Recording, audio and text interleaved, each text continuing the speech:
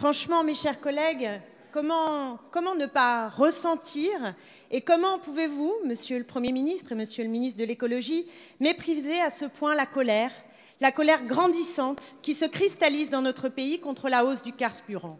Vous accentuez l'injustice fiscale et pour faire passer la pilule, vous nous racontez que ceux qui trinquent doivent s'y résoudre sans brocher au nom de la lutte contre le réchauffement climatique. Mes chers collègues, mais quelle arnaque, mais quelle arnaque!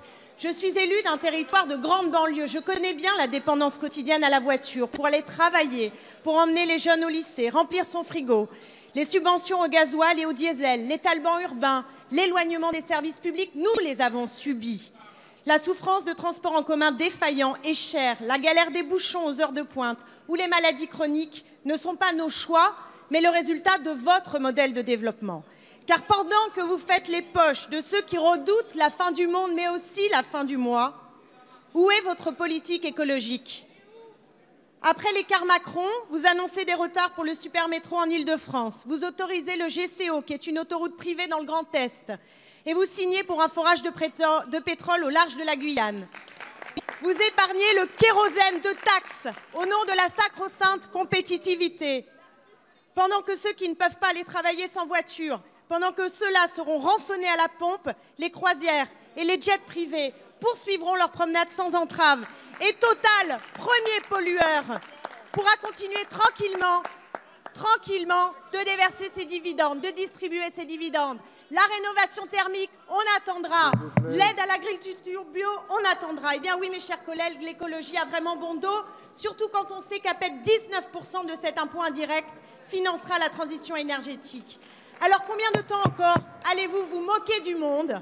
À quand la justice fiscale et l'investissement sérieux dans la transition énergétique indispensable si l'on croit un minimum? Merci Madame la députée, la parole est à Monsieur François.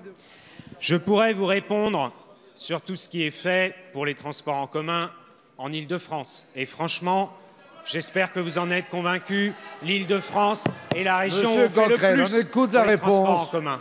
Et d'une manière générale, on va augmenter de 40% les investissements publics pour les transports en commun dans les 5 ans qui viennent par rapport à ce qui s'était fait dans les 5 ans avant. Et vous ne pouvez pas nous reprocher de faire maintenant ce qui n'a pas été fait pendant des années. Ou le fait que pendant des années, on a privilégié la route, alors que maintenant, nous privilégions le transport ferroviaire.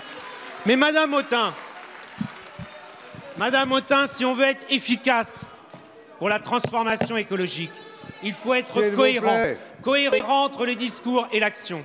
Et Madame Autain, comment peut-on dire ce que vous venez de dire et appeler, comme le fait votre groupe, celui de la France Insoumise, à manifester le 17 novembre avec l'extrême droite, avec ceux qui sont contre l'action pour le climat et l'écologie?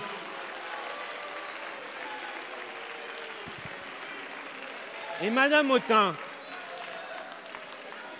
la cohérence entre le discours et l'action, la cohérence entre ce que vous avez dit au moment de la campagne présidentielle où vous faisiez les champions de l'écologie, ce que vous avez dit il y a quelques semaines dans cet hémicycle. J'ai retrouvé un amendement dont vous étiez la 2e signataire et qui proposait d'augmenter de 500 millions supplémentaires la taxe carbone.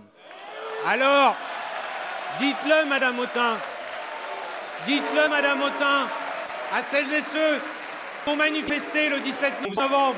Présentez-leur votre programme. Nous jouons carte sur table. Oui, nous avons fait voter une trajectoire pour la fiscalité écologique. Et oui, nous allons donner aux Français les moyens de conduire ce changement. Merci, Monsieur le Ministre.